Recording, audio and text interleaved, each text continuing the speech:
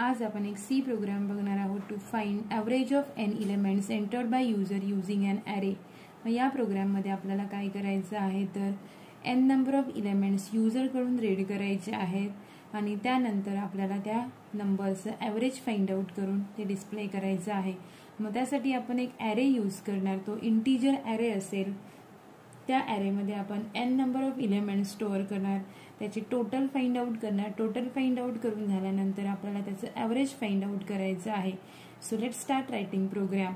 So नेहमीप्रमाणे आपली पहिली लाईन असेल hash include stdio.h. This is header file for including the standard input output functions within our program. Then next, main function. Either we can take void main or int main. Here we will take the void main. Then open brace for main function. Then our statement is declaration statement. So first statement is of declaration. Here we will declare the various integer variables we will require. मग आपल्याला कोणकोणते integer variables लागतात तर integer variable n. त्यानंतर आपल्याला sum store करण्यासाठी s लागतो। s ला आपल्याला इनिशियलाइज करावा लागतं। s is equal to 0। त्यानंतर काउंटर व्हेरिएबल आपण यूज करणार i। त्यानंतर a ऑफ 20 हा एक ॲरे आपण क्रिएट करतोय for storing the n number of elements. त्यानंतर जरी नंबर्स इंटिजर असलं तरी त्याचं ॲव्हरेज हे फ्लोट येऊ शकतं, म्हणून आपण एक व्हेरिएबल घेतो average, that is avg, and data type of that variable is float. So these two statements are called as declaration statement. हे दोन स्टेटमेंट आपले डिक्लरेशन स्टेटमेंट आहे, ज्यामध्ये आपण कोणते व्हेरिएबल्स यूज करणार आहोत ते सांगतोय। मग आपण काही इंटिजर व्हेरिएबल्स यूज करणार आणि एक फ्लोट व्हेरिएबल यूज करणार। So these statement are called as, so both of these statements are called as declaration statement. Next statement असेल प्रिंटएफ। या प्रिंटएफ स्टेटमेंटमध्ये आपण युजरला एक मेसेज देतोय की हाऊ मेनी नंबर्स आपल्याला एंटर करायचे आहे। So printf enter how many numbers, this message we are giving to user. Then next scanf, for reading that value, that is value of n we are reading. So for reading value of n we have to write input statement, that is scanf statement. Data type of n is integer, so here we have to specify the format specifier %d, and then name of variable with ampersand symbol. So this is for scanf, that is reading the value of n, how many number of elements which we have to store within the array, that is the value of n. Then next statement is we have to read the n number of elements. मग त्यासाठी आपण युजरला message देतोय printf enter %d numbers, and here we are displaying the value of n. n ची value आपण display करतोय। मग आता युजरला मेसेज मिळाला की enter %d numbers. For example n ची व्हॅल्यू 5 असेल तर युजरला मेसेज मिळेल एंटर 5 नंबर्स। त्यानंतर आपल्याला ॲरे एलिमेंट्स रीड करायचे आहेत। मग ॲरे एलिमेंट्स रीड करण्यासाठी आपण फॉर लूप यूज करतो। मग फॉर लूप मध्ये काय लिहायचं तर आपल्याला इंटिजर ॲरे रीड करायचं आहे। सो स्कॅनएफ आपण यूज करणार। स्कॅनएफ मध्ये इंटिजरसाठी जो फॉर्मॅट स्पेसिफायर आहे तो %d। त्यानंतर प्रत्येक एलिमेंटचं address we have to give, प्रत्येक एलिमेंटचा ॲड्रेस आपल्याला द्यावे लागेल। मग त्यासाठी आपण देतोय ampersand a of i. So here I will vary from 0 to n-1 as the number of elements is n. So first element will be 0th element and last element will be n-1th element. So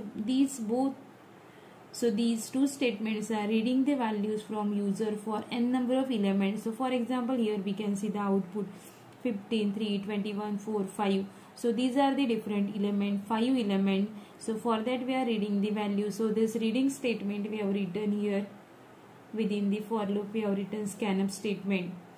Then next, for calculating sum, as we have to do the sum of elements stored within the array. So we have to write the for loop, that is here I is equal to 0, I less than n, I plus plus. For calculating the sum of n numbers we have to write statement like this. So s is equal to s plus a of I. This statement is used for calculating sum. So here s is the calculated sum, so one by one elements will be considered and that will be added within this s. So initial value we have to set as s is equal to 0, because कधीही आपण जर variable right साईडला use करत असलो तर त्याला आधी value assign केलेली असली पाहिजे. मग फर्स्ट टाइम जेव्हा आपण एस ची व्हॅल्यू यूज करणार तेव्हा जर व्हॅल्यू असाइन केलेली नसेल तर तो काही गार्बेज व्हॅल्यू कन्सिडर करतो. सो आपल्याला करेक्ट रिझल्ट मिळणार नाही. सो आपल्याला एस ची व्हॅल्यू इनिशियलाइज करावी लागते. So s is equal to previous value of s plus e of i. So this statement will do the addition of n number of elements. So here we'll calculate the sum of n elements. आता सम आपल्याला मिळाली, सम आपल्याकडे आहे, त्यावरून आपल्याला calculate करायचं आहे average. मग ॲव्हरेज कॅल्क्युलेट करण्यासाठी आपण स्टेटमेंट लिहिणार average is equal to s divided by n. पण आता अजून एक गोष्ट आपल्याला करावी लागेल, ती म्हणजे कोणती, तर आपल्याला इथे टाईप कास्टिंग करावं लागतंय. दिस स्टेटमेंट इज ऑफ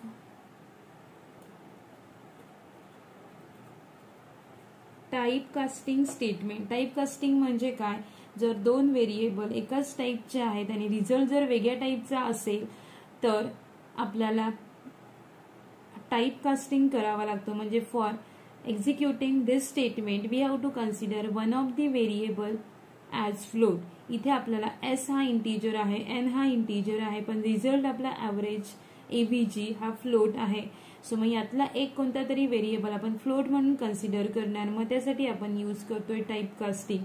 म्हणजेच ब्रॅकेटमध्ये इथे एसच्या आधी फ्लोट लिहिलं. So type casting of S will be done. So here it will consider S as a float for this expression only and the result will be float and integer result will be float. So this for calculating average. Then next last statement, that average we have calculated, that we have to display. So average of above list is %f. So as floating point variable we have to display float variables we have to display. So for that we have to write %f and name of variable avg. So this is for displaying the average. And here our output is enter how many numbers. So first message that we have written here. So user will get this message and it will wait for entering the number. Then we have to enter a number, that is for example here we entered 5. So value of n will be 5. Then we'll give the message enter 5 numbers. So here %d, that is value of n, will be displayed. Then it will wait for entering 5 numbers. So here one by one we enter the 5 numbers. Then average is calculated, then average is displayed. So this printf statement will be displayed here. Average of above list is whatever that average that will be displayed here. So this is for the finding average of n elements entered by user using an array. So here different statements are there and meaning of each statement is given here.